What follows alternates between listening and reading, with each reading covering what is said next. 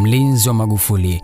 Wakati enza utawala wa Rais Dr. Magufuli, katika awamu ya walinzi nyuma yake alisimama mtu mmoja makini sana, mtu mbali na kutongia chochote kile, lakini alipendwa na kujizolea umaarufu mkubwa nchini.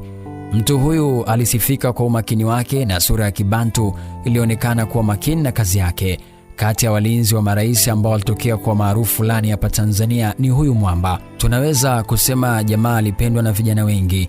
Alitazamika kama icon, huku baadhi ya watu wakitamani japo siku moja waisikie sauti yake. Kwa kifupi, jamaa alikuwa famous. Watu wengi walivutiwa zaidi na umakini wake alipokuwa pembeni ya rais. Hata lilipozungumzwa neno la kuchekesha, yeye hakushikwa na kicheko wala tabasamu. Lakini hata hivyo, ule usiriasi wake si wa kununa wala kukaza sura. Appearance yake ilionyesha yuko nomo kabisa. Huyu ni mtu aliyejua majukumu yake vyema. Mara kadhaa alipokuwa pembeni ya rais, aliyapepesa macho yake kushoto na kulia. Alitazamika ni mtu aliyekula kiapo kisawasawa, ni mtu anayefeel kile alichokuwa anakifanya, yuko tayari kwa lolote dhidi ya kazi yake. Hii leo nimekusogezea hii baada ya kupita kwenye mtandao wa Facebook na kutana na machapisho kadhaa ya jamaa.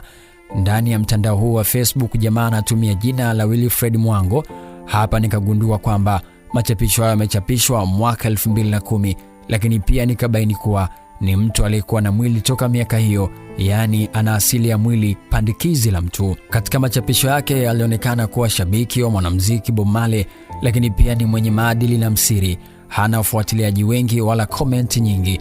Lakini pia machapisho haya yaliishia huo mwaka 2012, jamaa akapotea mtandaoni. Miaka mitatu mbele, yani mwaka 2015, jamaa akaonekana pembeni ya Rais Magufuli akiwa na muonekano mdogo, yani kama alikuwa amepungua hivi, na hapo ndipo mara kwa mara akawa anaonekana pembeni ya rais. Mwili wake wa asili ukarudi. Alifanya kazi yake kwa takriban miaka 5 hadi Magufuli alipopatwa na umauti. Kwa sasa sijui yupo wapi, ila nafikiri walinzi wa viongozi wakubwa sio rahisi wakute kwenye aina fulani ya maisha kama kupiga picha au sehemu tofauti ya wazi. I think wameandaliwa kwa jambo fulani au kazi fulani, that why hatuwezi kujua yuko wapi kwa sasa. Ila kama ni mzima, mwamba aishi maisha marefu. Mimi ni Steve Champion.